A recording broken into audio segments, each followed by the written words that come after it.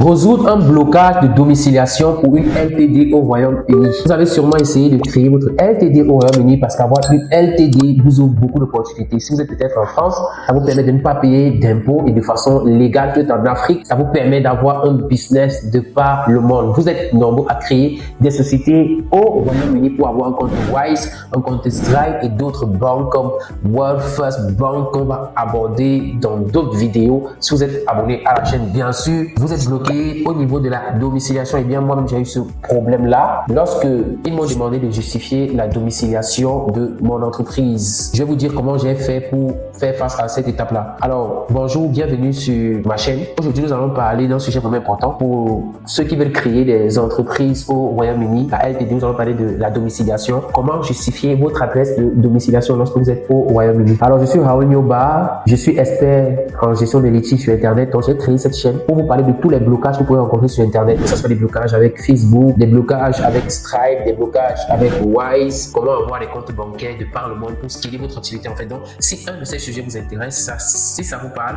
abonnez-vous à la chaîne, activez la notification, lâchez-moi également un pouce bleu parce que ça aide énormément à commencer la chaîne, ça va m'encourager à faire plein de vidéos comme celle-ci bien sûr. Et bien j'ai essayé de créer ma compagnie, ma LTD sur Made Simple Company, donc j'ai été relevé à ce problème-ci. Donc lorsque j'ai créé, vous allez voir ce qu'ils m'ont dit. On va essayer de traduire pour ceux qui ne comprennent pas l'anglais. Bonjour, veuillez noter que votre demande n'est pas complète. Vous devez encore nommer votre nouveau directeur actionnaire pour la société attribuant un siège social. Donc j'ai été vraiment bloqué au niveau du siège social. Veuillez vous connecter à votre compte pour compléter la demande. Donc, lorsqu'ils m'ont dit cela, je me suis connecté, complété la demande. Ensuite, ils m'ont demandé de faire une vérification d'identité. Ils ont envoyé ma carte d'identité. Par la suite, ils m'ont répondu, ils m'ont dit nous avons reçu votre ticket, membre de notre équipe de conformité des identifiants vous reprenant dans les plus brefs délais. Donc là, j'ai été patient. Vous allez voir ici, j'ai été patient. Je l'ai lancé le 6 décembre 2024. Une fois que j'ai fait cela, ils m'ont dit pour ajouter des informations supplémentaires au ticket, nous avons reçu votre ticket. Ici, ils me demandent d'attendre 5 à 10 jours. Ils me demandent d'attendre 5 à 10 jours. Il peut falloir 5 à 10 jours ouvrables pour que les fonds soient affectés sur votre compte à partir du traitement. Bon, là, c'est lorsque j'ai demandé un remboursement. Je cherche la partie où ils ont refusé mes documents,